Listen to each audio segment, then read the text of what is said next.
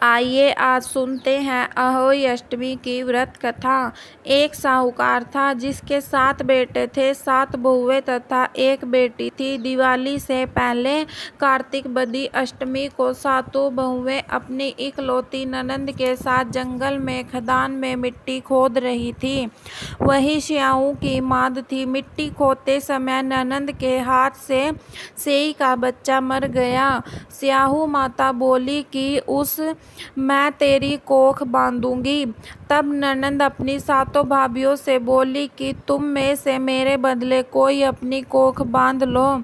सब भाभियों ने अपनी कोख बंधवाने से इनकार कर दिया, परंतु छोटी भाभी सोचने लगी कि यदि मैं कोख नहीं बंधवाऊंगी तो सासू जी नाराज होंगी। ऐसा विचार कर ननंद के बदले में छोटी भाभी ने अपनी कोख बंधवा ली। इसके बाद जब उससे जो लड़का होता तो 7 दिन बाद मर जाता। एक दिन उसने पंडित को बुलाकर पूछा, मेरी संतान 7वें दिन क्यों मर जाती है? तब पंडित ने कहा कि तुम सुरई गाय की पूजा करो। सुरई गाय स्याऊ माता की भाईली है, वह तेरी कोख छोड़े तब तेरा बच्चा जिएगा। इसके बाद से वह बहू प्रातःकाल उठकर चुपचाप सुरही गाय के नीचे सफाई आदि कर जाती। गौ माता बोली कि आजकल कौन मेरी सेवा कर रहा है, सो आज देखूंगी। गौ माता खूब तड़के उठी। क्या देखती है कि एक साहूकार के बेटे की बहू उसके नीचे सफाई आदि कर रही है। गौ माता उससे बोली, क्या मांगती है? तब साहूकार की बहू बोली कि स्याऊ माता तुम्हारी भाईली है और उसने मेरी कोख बांध रखी है, सो मेरी कोख को खुलवा दो। गौ माता ने कहा, अच्छा। अब तो गौ माता समुद्र पार अपनी भाईली के पास उसको लेकर चली। रास्ते में कड़ी धूप थी, सो वे दोनों एक पेड़ के नीचे बैठ गई।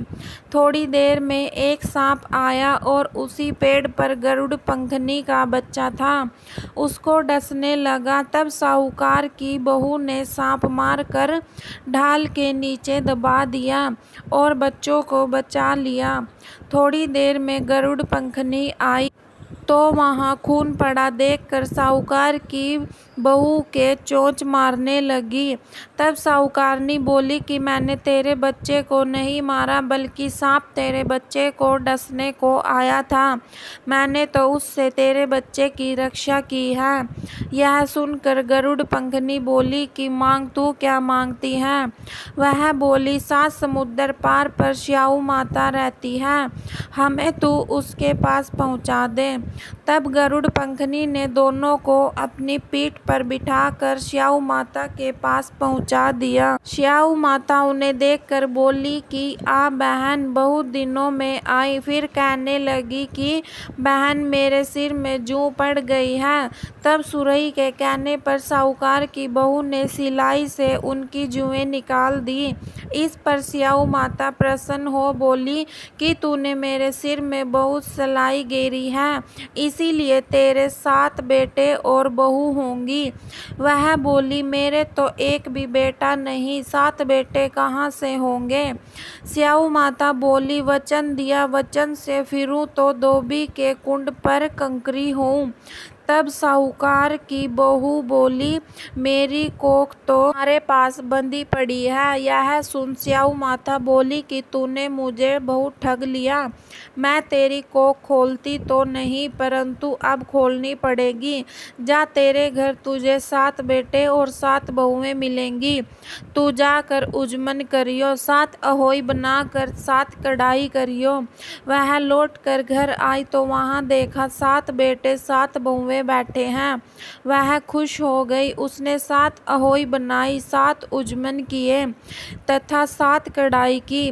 रात्रि के समय जेठानियां आपस में कहने लगी कि जल्दी जल्दी 2 पूजा कर लो, कहीं छोटी बच्चों को याद करके रोने लगे। थोड़ी देर में उन्होंने अपने बच्चों से कहा, अपनी चाची के घर जाकर देख आओ कि आज वह अभी तक रोई क्यों नहीं। बच्चों ने जाकर कहा कि चाची तो कुछ मांड रही है, खूब उजमन हो रहा है। यह सुनते ही जेठानियां दौड़ी दौड़ी घर आई और जाकर कहने लगी कि तूने कोख कैसे छुड़ाई।